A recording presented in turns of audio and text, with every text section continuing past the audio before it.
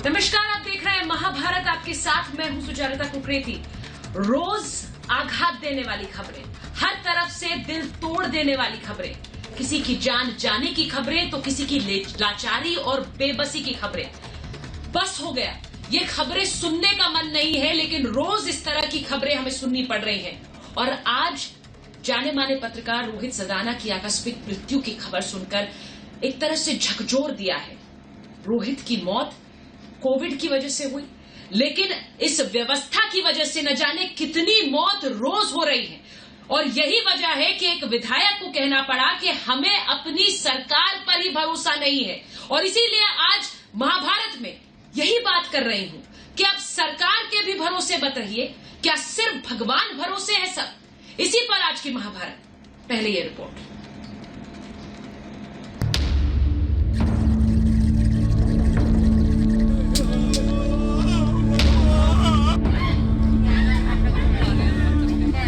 देश का system surrender mode में है और हम भी मर रहे हैं। चारों तरफ लाचारगी है। जो बीमार हैं उन्हें अस्पताल नहीं। प्लीज मदद करो, मम्मी एडमिट है। अस्पताल पहुंच भी गए तो गारंटी नहीं कि इलाज हो ही जाएगा।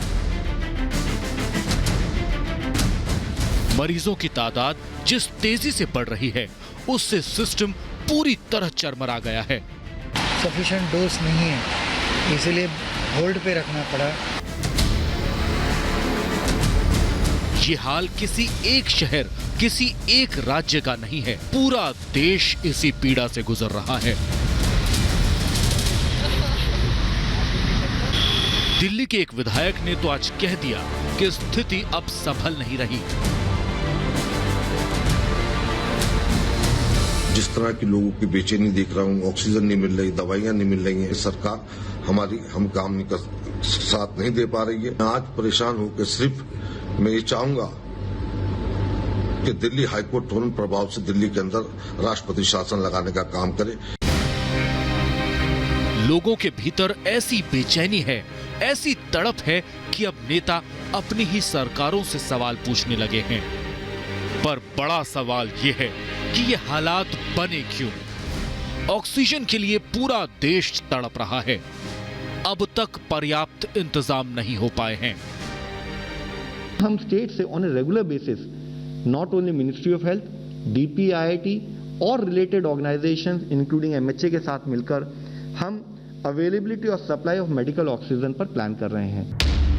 1 मई से देश में 18 से ज्यादा उम्र वालों के लिए वैक्सीनेशन ड्राइव शुरू होनी है, पर महाराष्ट्र और दिल्ली की सरकारों ने इस पर भी हाथ खड़े कर दिए। कह रहे हैं कि उनके पास पर्याप्त वैक्सीन ही नहीं। अभी तक वैक्सीन हमारे पास पहुंची नहीं है। हम लगातार कंपनी के टच में हैं। पहले तो मेरी आप सब लोगों से निवेदन है कि अभी कल आप सेंटरों पे लाइन में मत लगिएगा। इन्हीं अव्यवस्थाओं के बीच आज एक बेहद परेशान कर देने वाली खबर आई। देश के वरिष्ठ पत्रकार रोहित सरदाना का निधन हो गया। उन्हें कोरोना था, अस्पताल में भर्ती थे। कल तक हालात सामान्य थे, पर देर रात एकाएक तबीयत बिगड़ी और फिर कुछ ही घंटों के भीतर रोहित दुनिया को अलविदा कहकर चले गए। रोहित का निधन सिर्फ एक मौत नहीं है, ये जीता जागता सबूत है कि कोरोना के आगे कितने बेबस हो चुके हैं हम। आज हम पूरे देश की इसी बेबसी पर करेंगे महाभारत।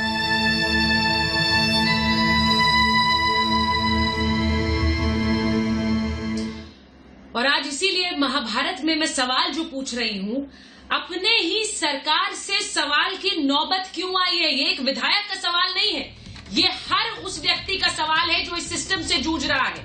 सवाल आज महाभारत में पूछ रही हूं, क्या राष्ट्रपति शासन उपाय है? राष्ट्रपति शासन लगाने से क्या होगा?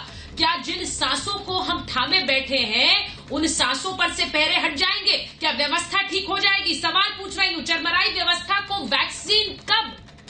हमें वैक्सीन बाद में लगे, लेकिन इस व्यवस्था को वैक्सीन पहले लग जाए।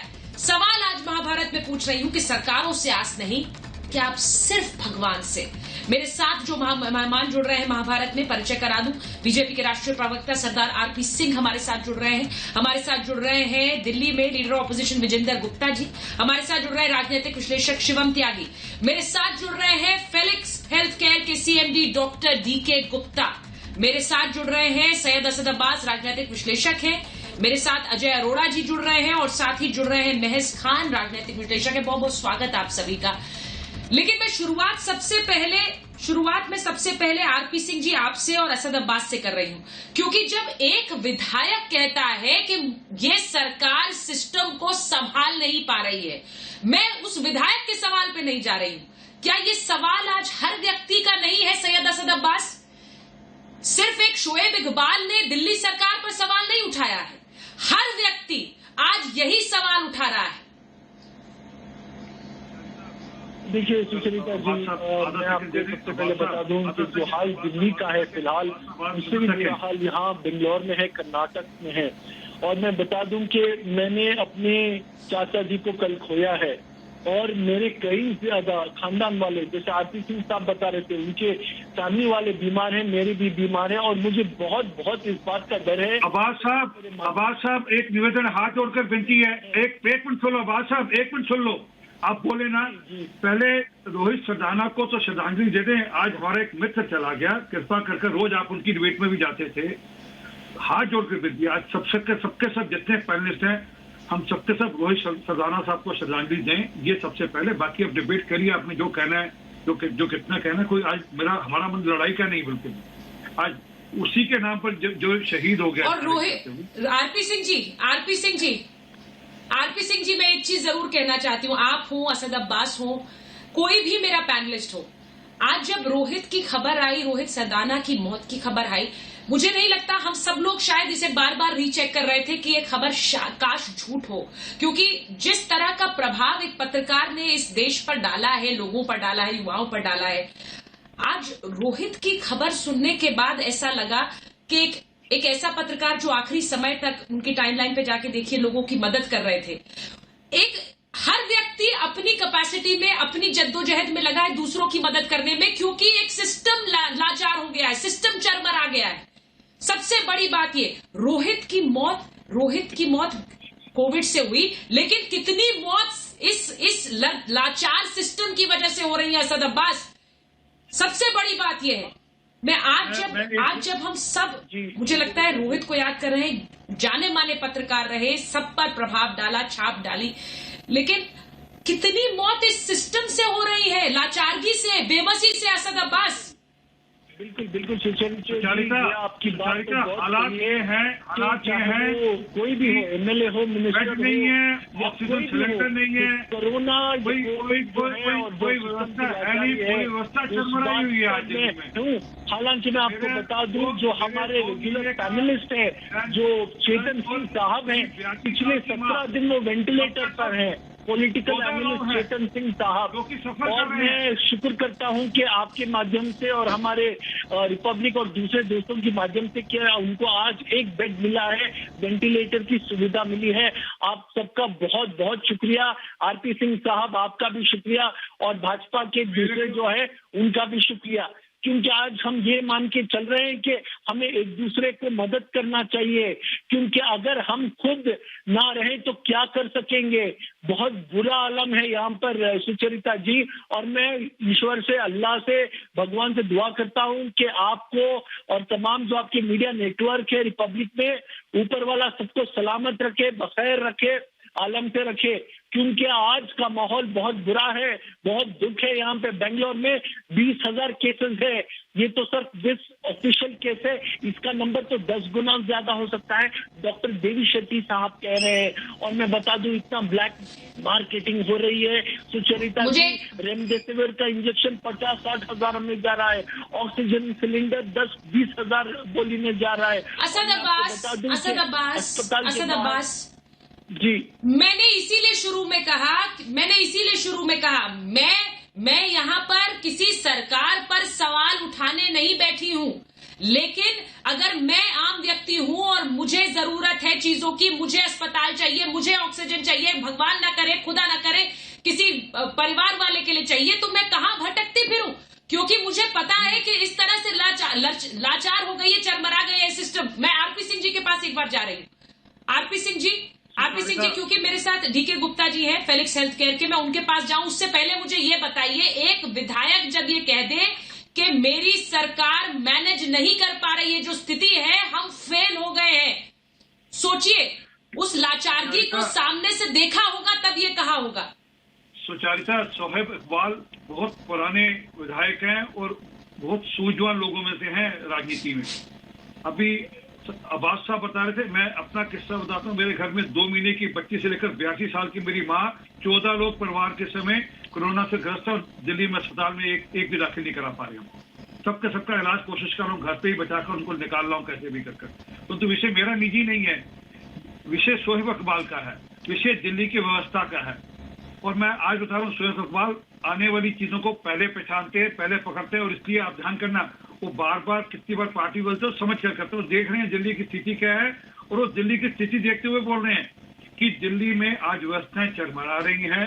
दिल्ली में जो चीजें पहले से प्लान करनी चाहिए, आप 3 दिन पहले का हमारे मुख्यमंत्री जी का एक बयान निकाल लीजिए। उन्होंने कहा था मैं जो 8 ऑक्सीजन प्लांट है वो मैं 30 अप्रैल तक पूरे लगा दूंगा। आप जरा कृपा करके निकाल लीजिए, जो 1 लगा था 7 बाकी थे। मैं आज शाम तक का इंतजार करूंगा, फिर पूछूंगा कल प्रेशर। उन्होंने कहा था बाकी जो 26 और जोड़ने, टोटल मिलाकर 44 उन्होंने कहा था मैं 30 मई तक लगा दूंगा। सर 1 मिनट हाथ जोड़कर विनती है सर, 1 मिनट। अरे सर, अरे सुनो सर, अरे सुनो सर, मैं तो दिल्ली में रहता हूँ तो मैं दिल्ली की बात करूंगा ना। दिल्ली में जो व्यवस्था चरमरा रही है, क्योंकि हमारे यहाँ भरपूर मेहनत कर रहे हैं, निवेदन कर रहा हूँ, भरपूर मेहनत कर रहा है। लेकिन अगर सवाल आप अरविंद केजरीवाल जी से पूछेंगे तो हम सवाल मोदी जी से भी पूछेंगे, क्योंकि सारा हिंदुस्तान में महामारी फैली हुई है। सरकार, मैं सवाल हर किसी से पूछ रही हूँ। असद अब्बास, मुझे लगता है कि आज जब आम आदमी सवाल पूछेगा तो वो बीजेपी, आम आदमी पार्टी वो ये नहीं देखेगा, वो ये देखेगा कि उसको व्यवस्था कहाँ मिल रही है। जहां व्यवस्था मिलेगी, जहां सुविधा मिलेगी, वो वहां जाएगा। और इसीलिए मैं पूछती हूँ विजेंद्र गुप्ता जी, राष्ट्रपति शासन की बात तो कर दी शोएब इकबाल ने, क्या राष्ट्रपति शासन कोई उपाय है? राष्ट्रपति शासन लगेगा तो क्या सबको हम ये मुहैया करा पाएंगे कि उन्हें दवाई भी मिले, बेड भी मिले, ऑक्सीजन भी मिले? देखिए सुचरिता जी, एक बात तो मैं स्पष्ट कर दूं कि इकबाल आम आदमी पार्टी अब के विधायक हैं जिनकी सरकार है, और दिल्ली विधानसभा के वरिष्ठतम विधायक हैं जो 6 बार चुनाव जीते हैं, विधायक बने हैं, 6ठी बार वो विधायक बने। उन्होंने ये बात कही है, जिस पार्टी की सरकार है उस पार्टी के सीनियर मोस्ट विधायक ने ये बात कही है कि दिल्ली में ये सरकार, हमारी सरकार स्थिति को नहीं संभाल पा रही है। और ये वास्तविकता है, लोग कोरोना से कम मर रहे हैं। कोरोना के कारण जो उसे दवा मिलनी चाहिए थी, ऑक्सीजन मिलना चाहिए था, अस्पताल मिलना चाहिए था, व्यवस्था मिलनी चाहिए थी, वो नहीं मिल रही, इसलिए लोग ज्यादा मर रहे हैं। इसकी जिम्मेदारी आपकी भी है, मैं पूरी तरह से दिल्ली की जिम्मेदारी आपकी भी है। ये आप अभी तो ब्लेम गेम पे नहीं जाना चाहता मैं आपको, आप लगता है आपके घर में अभी कोई कोरोना पहुंचा नहीं है जो आप मेरी और तेरी कर रहे हैं। गुप्ता जी, आप पहले लोगों का दर्द समझिए, नहीं बच सकते। लोगों की दर्द को समझने की कोशिश कीजिए, लोगों के आंसुओं के अर्थ को समझिए। मेरा तेरा छोड़िए, ये मेरे तेरे से ही सब कुछ गड़बड़ हो रही है। और अरे ये दर्द है दिल्ली का, जो जिस तरह से लोगों की जान जा रही है, भारत जिस तरह की अव्यवस्था बनी हुई है, इस व्यवस्था में बदलने की जरूरत है।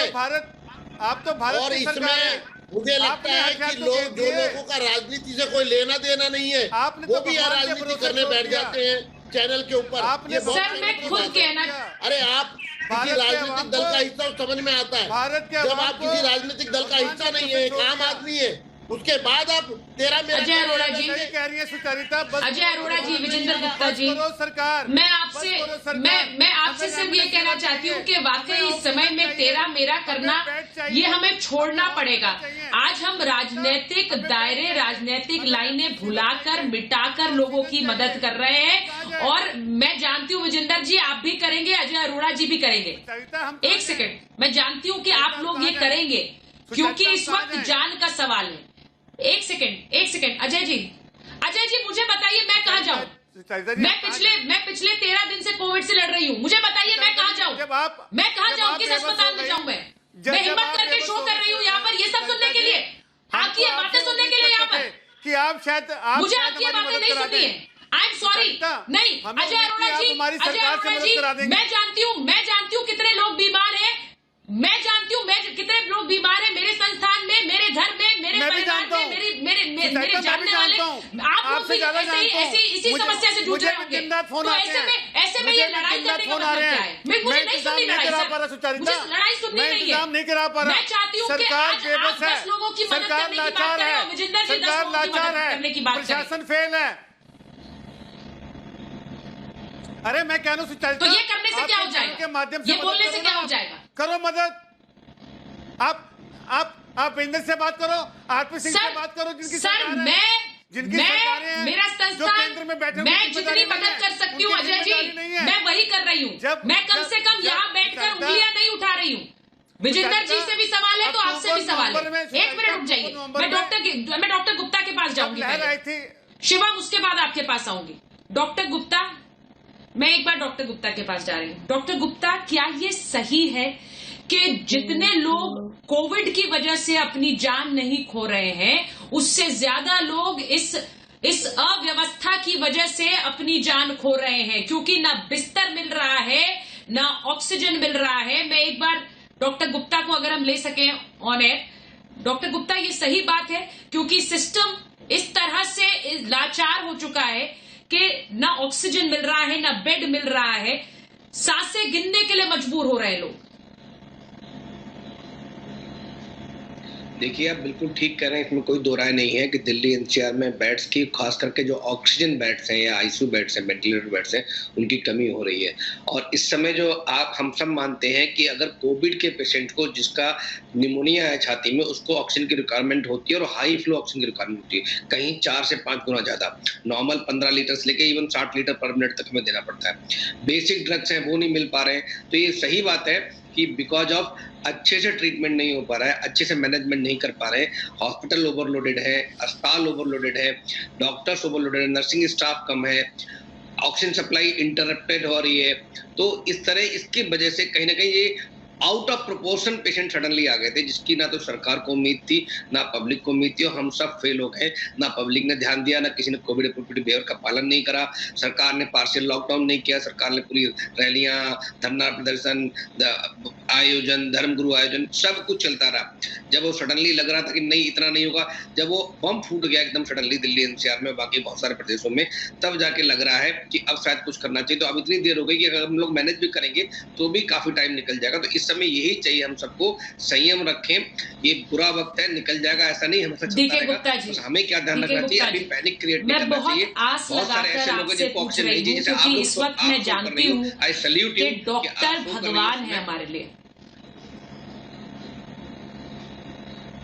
मैं इस वक्त जानती हूँ कि डॉक्टर हमारे लिए भगवान है, डॉक्टर गुप्ता, और इसीलिए मैं आपसे पूछ रही हूँ सर कि थोड़ा लोगों को ढाढ़स बंधाइए, बताइए ये स्थिति कब तक बेहतर हो पाएगी, कब तक हमें यूं रोज बुरी खबरें सुनने को नहीं मिलेगी, रोज लोगों से इस तरह से नहीं सुनने को मिलेगा कि चीजें कर रही हैं, बहुत खराब बढ़ा रही हैं। तो मैं फिर कहूँ, पैनिक क्रिएट नहीं करें। 90% लोग जो हैं घर पे होम आइसोलेशन में ठीक हो सकते हैं, अगर वो सही से अपनी मॉनिटरिंग करते हैं। उनका घर सेपरेट कमरा होना चाहिए, 4 से 6 घंटे में अपना सैचुरेशन चेक कर लें, ब्लड प्रेशर चेक कर लें, टेम्परेचर चेक कर लें, प्लेंटी ऑफ फ्लूइड्स, अच्छा डाइट लें, रेस्ट करें, स्लीप अच्छी लें, टेंशन ना लें। अगर बुखार आता है तो दवाई, बुखार की दवाई टाइम पे लेने की। बहुत बार ऐसा हो रहा है, बहुत सारे लोगों की ऑक्सीजन कंजम्पशन बढ़ रही है बिकॉज वो पैनिक कर रहे हैं, उसमें हमारा बीएमआर बढ़ जाता है। अगर बुखार लगातार आ रहा है, बुखार की दवाई आप टाइम पे नहीं ले रहे हो तो भी आपकी ऑक्सीजन कंजम्पशन बढ़ जाती है। तो नेबुलाइज नहीं करने का स्टमक पेशेंट है या इनहेलर नहीं ले रहे हैं तो आपको मेडिकेशन सही से ध्यान रखना पड़ेगा, और खासकर किसी अच्छे डॉक्टर की सुपरविजन में। लोग क्या कर रहे हैं, व्हाट्सएप पे मेडिकेशन घूम रहा है, उसी को ले रहे हैं, वो सबके लिए सेम नहीं है। हर मेडिसिन को हमें किसी हर बंदे के हिसाब से कस्टमाइज करना पड़ता है। पर डॉक्टर साहब ये भी तो लाचारी है ना। डॉक्टर साहब आप कह रहे हैं व्हाट्सएप पर मेडिकेशन न लें, लेकिन किसको का संपर्क करें? बहुत से लोग ऐसे हैं जिन्हें बुखार हो रहा है या फिर उन्हें खांसी हो रही है, लेकिन उन्हें समझ ही नहीं आ रहा हम किस डॉक्टर के संपर्क में जाएं। अस्पताल जाने से लोग बचते हैं, डरते हैं, और उन्हें लग रहा है अगर हमें कोविड नहीं होगा तो अस्पताल जाकर कहीं कोविड ना हो जाए। इस वजह से जो ऑनलाइन जो अस्पतालों की हमें लिस्ट भी मिलती है बहुत से लोगों को, उनमें डॉक्टर्स को आप कॉल करते रहिए, कोई नंबर कोई पुष्ट नहीं होते। एक हेल्पलाइन तक अभी हम स्टेट एंड सेंटर मिलकर ऐसी नहीं दे पाए कि जिन पर हम कॉल करें और डॉक्टर हमें राय दे सके उस पर। देखिए सुचरिता, ये टाइम ऐसा है, सर्वाइवल ऑफ फिटेस्ट का है, ठीक है। अगर आप अपना ध्यान खुद नहीं रखेंगे तो कोई आपका ध्यान नहीं रखेगा।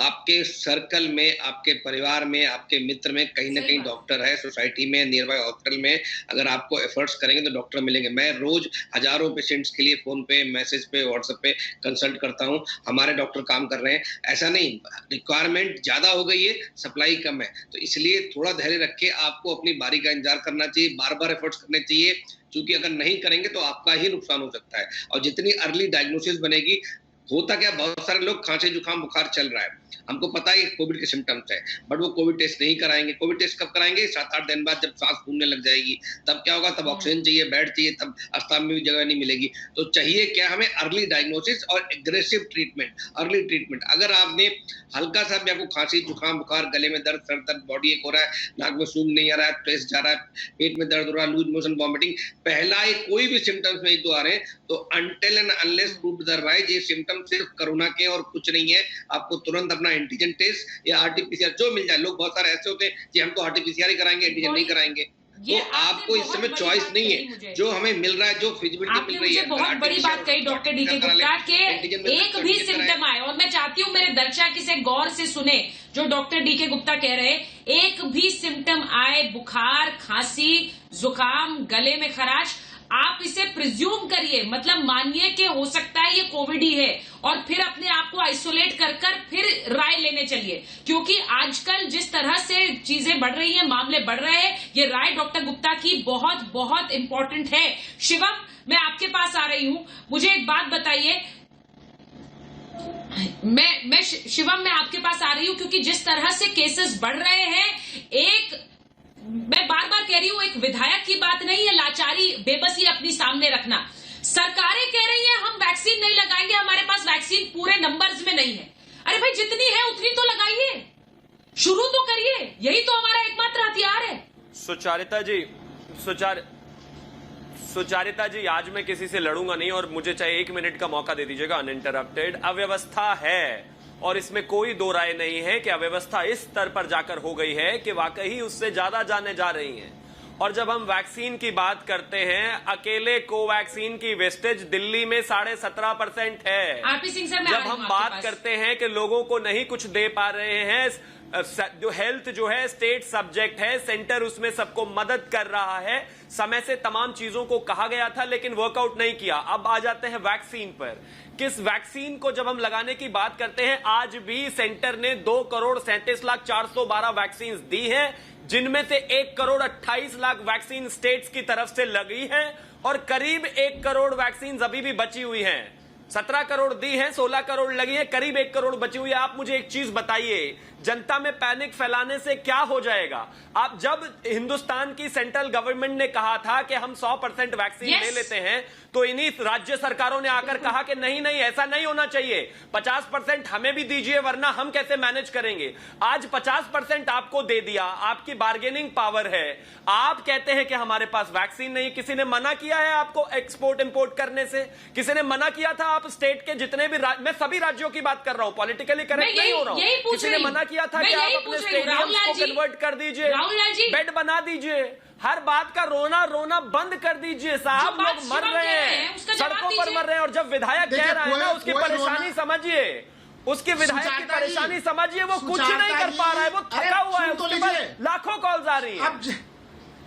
आप सबसे पहले चीज, अगर आपकी क्षमता 8 लाख लगाने की है तो 8 लाख से तो शुरू तो करिए। आप ये कहेंगे जब तक 40 लाख नहीं आएंगी हमारे पास, हम शुरू नहीं करने वाले वैक्सीन लगाना। यानी जिनको आप बचा सकते हैं वैक्सीन लगाकर, वो नहीं करेंगे आप। सुचारिता जी, पंजाब ने कोवैक्सीन को मना कर दिया था, पिछले सैटरडे तक लगा नहीं रहे थे वो। शिवम जी, राहुल लाल हमारा नाम है जी। राहुल लाल जी आप ही का नाम है, बताइए, बोलिए। राहुल जी बोलिए। केंद्र सरकार जिस तरह से वैक्सीन, मैं बोल रहा हूँ, केंद्र सरकार जिस तरह से वैक्सीन के सप्लाई करने में नाकाम हो रही है, राज्य सरकारों के पास कितनी समस्या आ रही है आपने देखने का प्रयास किया है।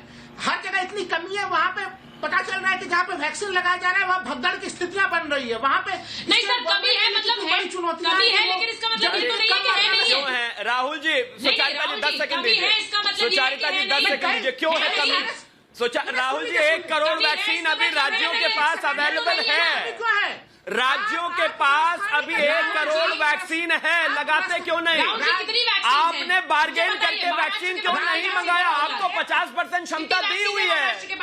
दिल्ली के पास ये टोपी ट्रांसफर का गेम बंद कर दीजिए भाई। कितनी है बताइए जरा। ITUS की डिग्री मत करिए, टोपी ट्रांसफर मत करिए। 50% में आप हैं, क्यों नहीं लगाते? देखिए, सबसे पहले जो 1 करोड़ जो वैक्सीन दिया गया है, जो राज्यों को भी दिया जा रहा है, वो है 45+ वालों का। कल से जो 18 वर्ष से ऊपर वालों के, अरे 45+ वालों को लगाया कहाँ आपने भाई? आप उस पेपर पर, आपकी प्रॉब्लम ये है बार्गेनिंग क्षमता में राज्य अपना पैसा नहीं खर्च करना चाह रहे हैं। आपको 50% के हिसाब से बजट दिया गया है, जिम्मेदारी आपकी है। हेल्थ में हेल्थ स्टेट आपका है, हेल्थ की जिम्मेदारी राज्य सरकारों की है। राज्यों के जो संवैधानिक पैसे होने चाहिए, आप देखिए, एक सेकंड रुक जाइए, हमें केवल 20 सेकंड दीजिए। मैं एक बार राहुल लाल जी से पूछना चाहती हूँ सवाल। शिवम 1 मिनट रुक जाइए प्लीज। मैं सर ये लड़ाई लोग नहीं देखना चाहते हैं। लोग देखना चाहते हैं कि समाधान कौन दे रहा है। मुझे राहुल लाल जी, मुझे बस एक बात बताइए, आज मुझे एक बात बताइए, अगर आपके पास विकल्प है 8 जाने बचाने का, तो आप मुझे ये कहेंगे कि नहीं, जब तक मुझे 20 जान बचाने की क्षमता नहीं होगी मैं नहीं बचाऊंगा। जब तक आप मुझे 20 बुलेट्स नहीं देते हैं, मैं आज भी फायर नहीं करूंगा। ये कहूं मैं, ये सही है? नहीं, देखिए ये कोई भी राज्य सरकार नहीं कर रही है, लेकिन आप ये बताइए कि अगर वहाँ पे डिमांड 5,000 और आप 5 भगदड़ की स्थितियां नहीं बचेंगी। 8 जाने बचानी है, 8 जाने बचानी चाहिए ना। आप 20 का इंतजार कर रहे हैं कि 20 में बचाएंगे, जाने बचाऊंगा 15 लाख। और ये सर केंद्र और राज्य को मिलकर जाने बचानी पड़ेगी।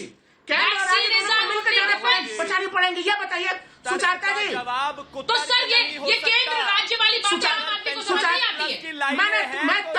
ये केंद्र राज्य वाली बातें आम आदमी को समझ नहीं आती, मुझे नहीं मतलब है। मैं ये कह रही हूँ, 1 मिनट, मैं डॉक्टर आरपी सिंह के पास जा रही हूँ।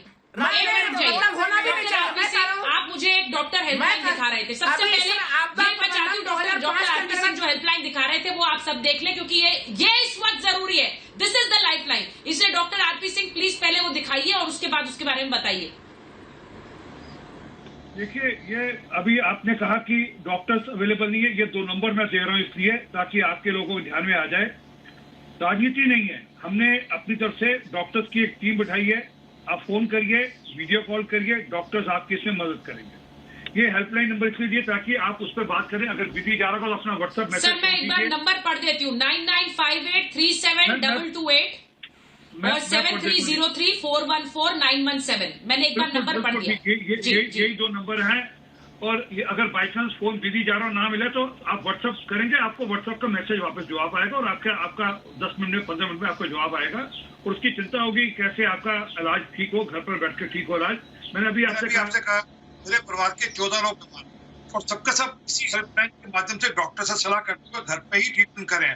और जो हमारे डॉक्टर मित्र कह रहे थे उनकी बात माननी चाहिए कि पहले जो आपने भी कहा कि पहला लक्षण दिखे तुरंत उस पर ये मत वेट करिए कि कैसे होना है, तुरंत डॉक्टर से सलाह करिए और अपना इलाज शुरू करिए, भी बाद में कराइए, पहले अपना इलाज शुरू करिए ताकि उसी से बचाव है। आपने अगर इस पे वो आप पे हमला करे कोरोना, आप उस पर पहले हमला कर लें और दवाई के माध्यम से हमला कर लें तो बचाव है। एक बात। दूसरी बात जो सोहेब इकबाल कह रहे हैं उस बात पे वापस चलते हैं।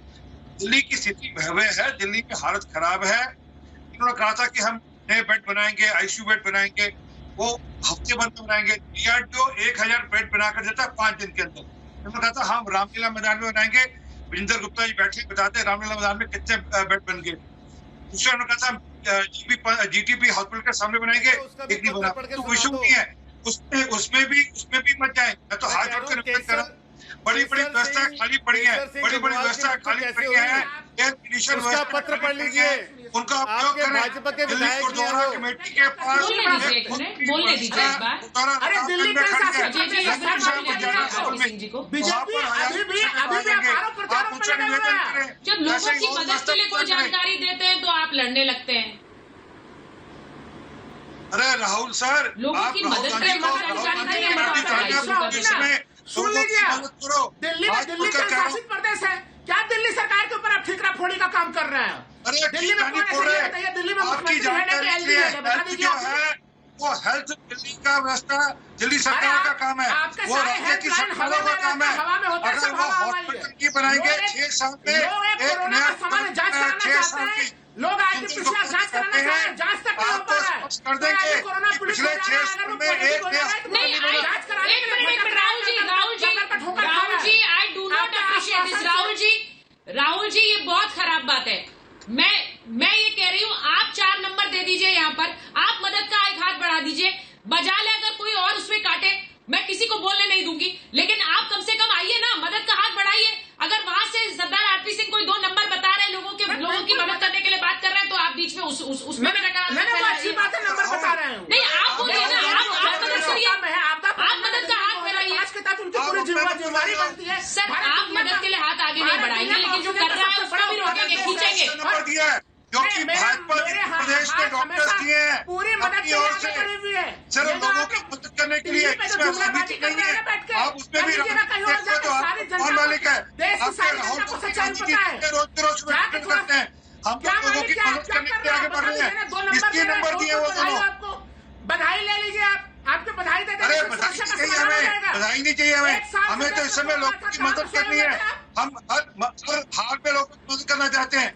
दिल्ली सरकार खेलों पे ऑक्सीजन देने के लिए दिल्ली के गुरुद्वारा में सिखों ने ऑक्सीजन लंगर लगा दिए। आपकी जानकारी के लिए दिल्ली सरकार परंतु दिल्ली के सिखों ने गुरुद्वारों में लंगर लगा दिए ऑक्सीजन के, जिसको अपने आसपास गुरुद्वारों में पता करे श्रीनगर गुरुद्वारा आपकी मदद कर देगा। ना तो समय पे कुंभ को रोका, ना तो समय पे आपने कुंभ को रोका। क्या उल्टे पुल्टे बयान पूरा ग्रामीण क्षेत्र राज्य के अरविंद केजरीवाल जो महापंचायत कर रहे थे रोकी थी क्या? वो जो गाँव छट के घूम रहे थे हरियाणा में, राजस्थान में, दिल्ली में, अजय जी कुछ कहना चाह रहे हैं, अजय जी के पास चलते हैं। अजय जी और विजेंद्र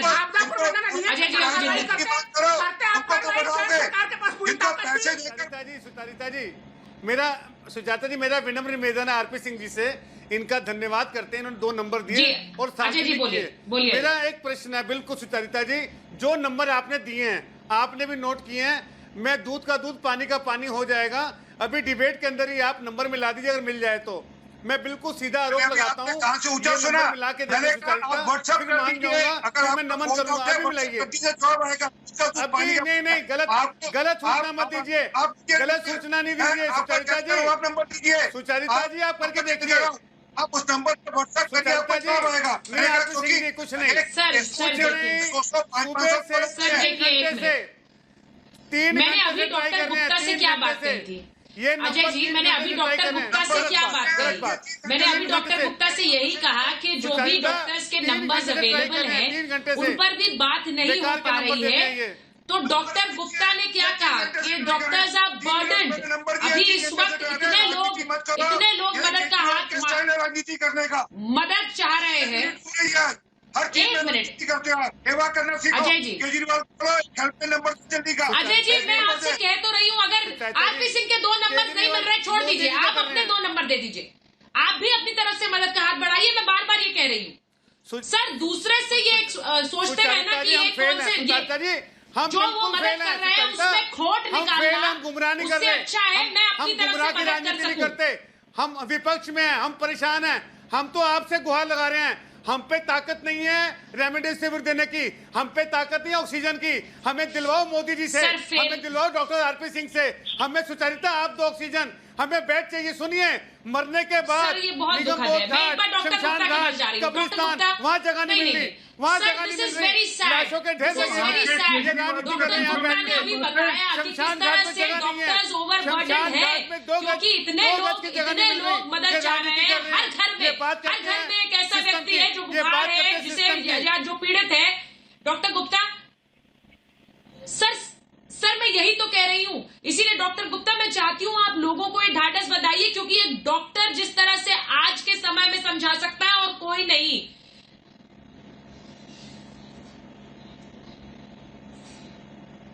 नहीं, बिल्कुल सुचित्रा जी आप ठीक कह रहे हैं कि हमें इस समय थोड़ा धैर्य रखना चाहिए, थोड़ा संयम से काम करना चाहिए। ये कोई भी रात होती है उसके बाद सुबह जरूर आती है, ऐसा नहीं है पेंडेमिक हमेशा चलता रहेगा। मैक्सिमम मई के अंदर हमारे चीजें अंदर कंट्रोल हो जाएंगी और जून आते आते चीजें बहुत अच्छी हो जाएंगी। तो तब तक आपको धैर्य से काम लेना है।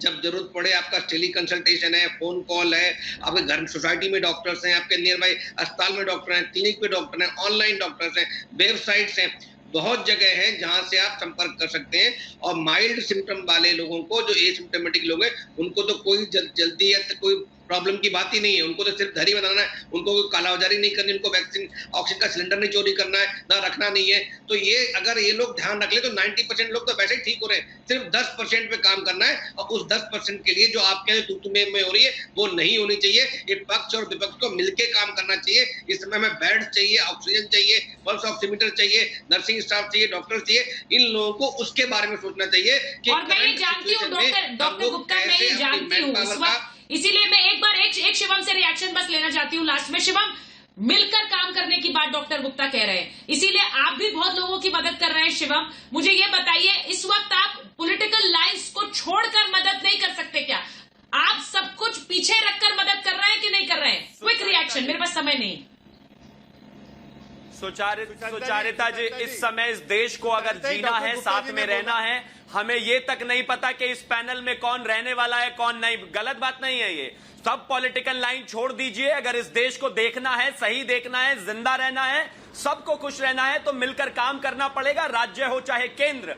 अगर आपको एक दूसरे से बात करनी है, फोन उठाइए, ट्विटर और फेसबुक और ये न्यूज चैनल मत उठाइए, फोन उठाइए, बात कीजिए। मुझे कोई इंटरेस्ट नहीं है मेरा कौन सा मुख्यमंत्री किससे क्या बात करता है। मुझे इंटरेस्ट है कि जो गरीब आदमी मर रहा है, चाहे किसी भी जाति से है, उसको बेड मिले। मुझे कोई फर्क नहीं पड़ता उसको राहुल लाल बेड दे या शिवम त्यागी दे या सरदार आरपी सिंह दे या सुचारिता उसकी मदद कर दे, लेकिन उसकी मदद होनी चाहिए। सुनिए, अगर ये नहीं करोगे तो यकीन मानिए आपके बराबर से कौन नहीं आएगा। आपको मदद होनी चाहिए, बचाते रहना है।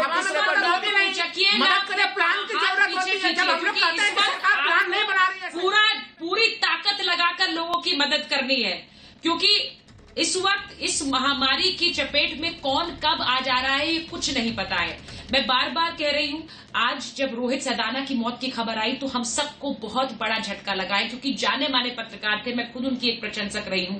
और आज उन्हें खोने के बाद ऐसा लग रहा है कि कभी भी कुछ भी हो सकता है। चैनल्स के बीच में बहुत सी लड़ाई होती है और कई बार वो रेटिंग को लेकर होती है। इन सबसे परे है एक जिंदगी, इन सबसे परे है एक व्यक्ति की जिंदगी। और इसीलिए आज रोहित को याद करते हुए उन्हें हम सब की तरफ से श्रद्धांजलि, उनके परिवार को ढाढ़स बंधाने की एक कोशिश। बहुत बहुत धन्यवाद आप सभी का।